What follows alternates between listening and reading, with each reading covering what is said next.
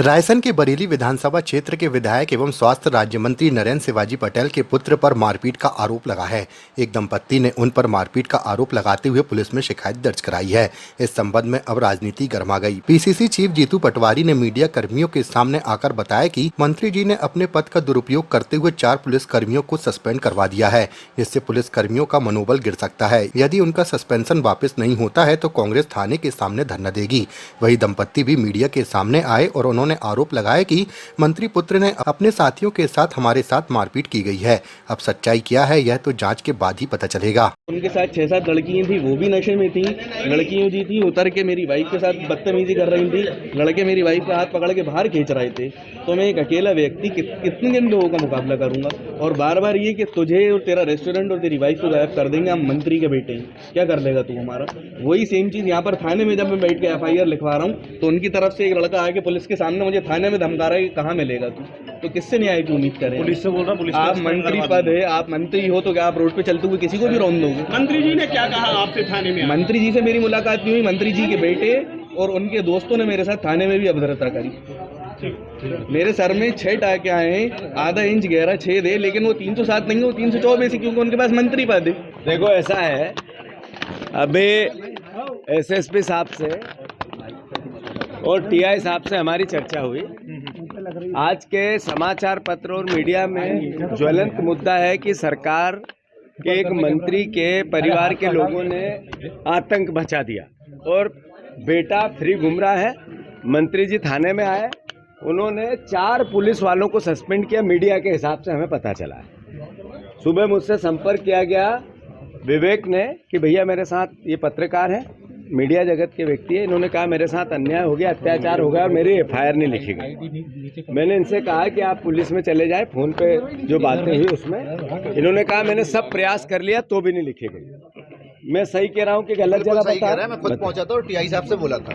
हाँ। 3 पक्ष हैं, शुरुआत मुझसे हुई थी, फिर जिन्होंने मुझे बचाया उनके सिर में 8 टाके आए हैं और जो आरोपी है मंत्री के पुत्र, उनके ऊपर FIR हुई है लेकिन 307 नहीं लगी। थाने में बैठ के पुलिस कर्मियों को मेरे सामने धमकाया और यहीं से गए वापस, और बाहर भी धमका रहे थे। पर इनकी FIR नहीं हुई। दूसरी है बहन है, इसमें महिला उत्पीड़न का जितना भी प्रोसेस होता है वो सारा हुआ है। ये बहन के अलग से जो अपनी आपराधिक गतिविधियों के कारण सूचना के अंतर्गत थाने में FIR होनी थी वो अलग से नहीं हुई। इसका भी हमने SSP से भी बोला। अब आप बताओ क्या हुआ, जरा आप बताओ।